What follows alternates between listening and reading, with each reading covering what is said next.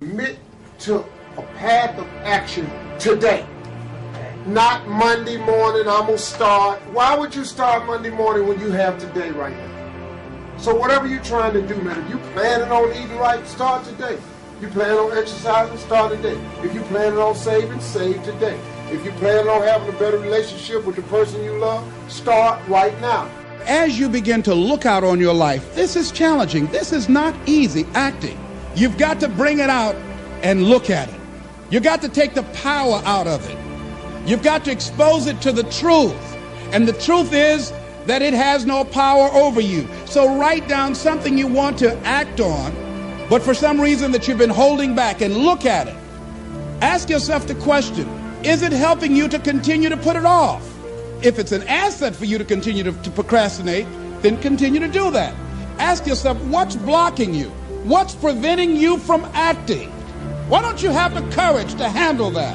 Why won't you face that? What are you running away from? What kind of avoidance behavior are you engaged in? Before the feeling passes and before the idea gets dim, action pronto, action immediate, action as soon as possible. Because if you don't, here's what happens. We call it the law of diminishing intent. We intend to when the idea strikes us. We intend to when the emotion is high. But now if you don't translate that into action fairly soon, now the intent starts to diminish. And a month from now it's cold. A year from now, it can't be found. So act. Set up a discipline when the emotions are high and the idea is strong and clear and powerful. That's the time to set up the discipline. When we look out on our lives, you ask the question, what are you going to do? Look at, as you think about this that you know you need to handle, what are you going to do? And then write down 3 strong reasons on why you know you must take action. And be explicit and descriptive in your reasons, because your reasons have power. Your reasons will drive you. When you have doubt, when your faith becomes weak, your reasons will fortify your faith. When you have an inner conversation, say, no, don't do that. Your reasons will become your rod and your staff to comfort you, to take you through those challenging moments. So write down your reasons. And what you will find, that when you decide to act, when you decide to take life on, and let me warn you, it can be painful, it will be uncomfortable, and that's where the growth is. I want to tell you what people don't want to tell you. Why you stop is because you're lazy. It's because you don't mind getting bad grades in school. It doesn't bother you enough to be mediocre, to be average, to sit around and watch people do great things. You don't mind it. So there's your answer. Your answer is you don't care enough about yourself, so you don't stay in the fight. Stay hard. Planning. Now that you've decided and you start making plans, it's incredible what can happen as a source of inspiration. When finally what's in your head, what's in your imagination, now finally starts to take shape on paper. When I first heard about network marketing, I was 25 years old. And I heard some of the testimonials, and I heard that people have gotten rich, and I've heard that it's changed people's lives. And I've heard that you could start with nothing and become something. But let me tell you what was exciting. When I finally made the decision, yes, I was going to be part of the industry, yes, I was going to make it part of my marketing future, what was really exciting was when I sat down and started making plans. I started committing imagination and belief to paper. I started writing it down. I started, as we often do, drawing those circles. You know, what if I had 5? What if I had 10? And then when I had a concept of what that could bring for me, then I said, how can I reach the first 5? How can I reach the first 10? What could I do? Starting to make those plans, I'm telling you, I remember those days as if they were yesterday. They were so exciting. I had a concept of what I wanted. I had a dream of what could happen for me. If it could happen for others, maybe it could happen for me. But when I started putting it on paper and started making the plans, that was an incredible source of inspiration for me. Because the plans seemed to now start making it real. That what I had thought about, what I dreamed about, now I'm actually getting to it by making a plan.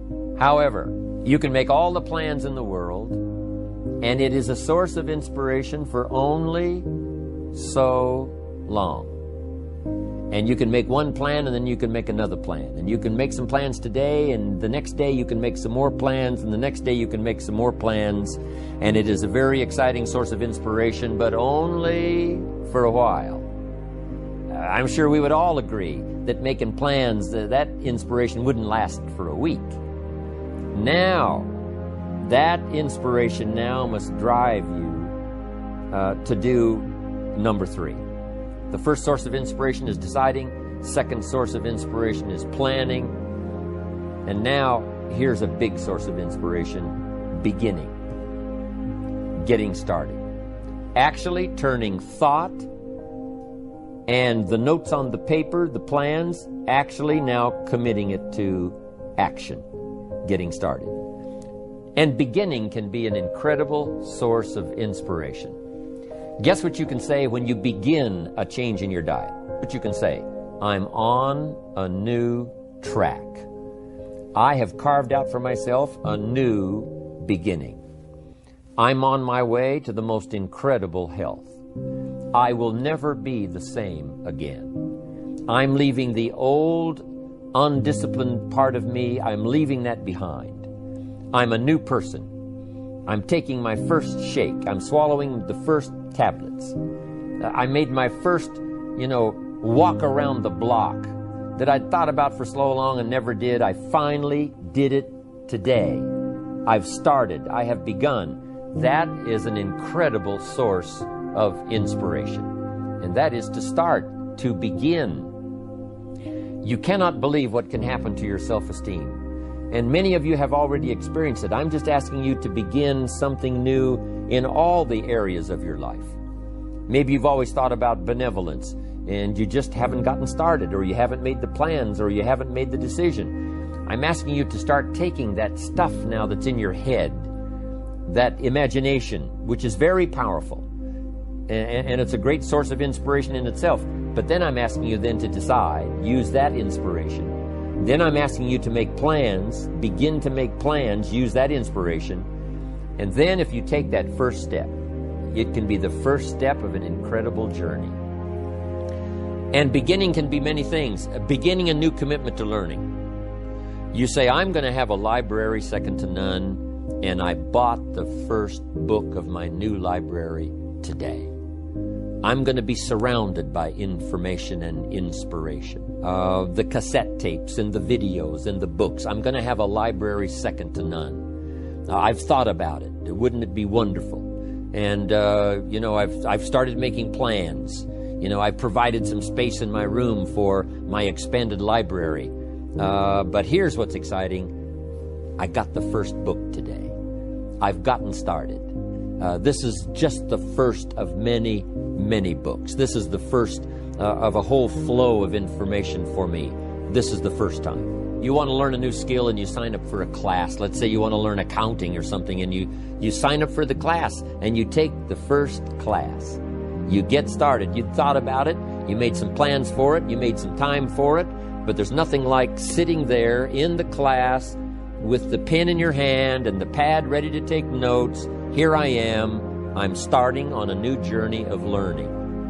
You called me the master of motivation, and I think motivation is complete garbage, so maybe we should start there. That is a perfect place to start. So I totally agree with you. I said that in the spirit of, I know what you're trying to do, so it is meant with absolute reverence. But why do you say that it's garbage? Well, and we'll talk a lot about this, but I think it's garbage because at some point we all bought into this lie that you got to feel ready in order to change. Yeah. We bought into this complete falsehood that at some point you're going to have the courage. At some point you're going to have the confidence, and it's total bullshit, frankly. It's complete garbage. And so there are so many people in the world, and you may be watching this right now, and you have these incredible ideas, and what you think is missing is motivation. And that's not true.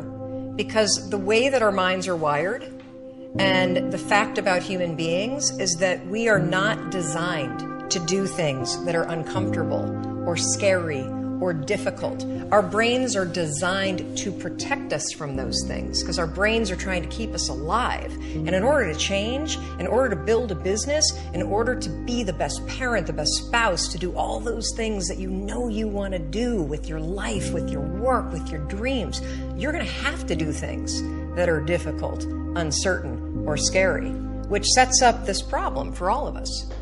You're never going to feel like it. Motivation's garbage. You only feel motivated to do the things that are easy, right? What do you think that is? Oh, I know exactly why that is. Because I've studied this so much, because for me, one of the hardest things to figure out was, why is it so hard to do the little things that would improve my life? And what I've come to realize, and what we'll talk a lot about today, is that the way that our minds are designed is our minds are designed to stop you at all costs from doing anything that might hurt you. And the way that this all happens is it all starts with something super subtle that none of us ever catch. And that is with this habit that all of us have that nobody's talking about. We all have a habit of hesitating. We have an idea. You're sitting in a meeting. You have this incredible idea. And instead of just, saying it, you stop and you hesitate. Now, what none of us realize is that when you hesitate, just that moment, that micro moment, that small hesitation, it sends a stress signal to your brain. It wakes your brain up, and your brain all of a sudden goes, oh wait a minute, why is he hesitating? He didn't hesitate when he put on his killer spiky sneakers. He didn't hesitate with the really cool track pants. He didn't hesitate with the NASA t-shirt. Now he's hesitating to talk. Something must be up. So then your brain goes to work to protect you. It has a million different ways to protect you. One of them is called the spotlight effect. It's a known phenomenon where your brain magnifies risk. Why? To pull you away from something that it perceives to be a problem. And so you can truly trace every single problem or complaint in your life to silence and hesitation.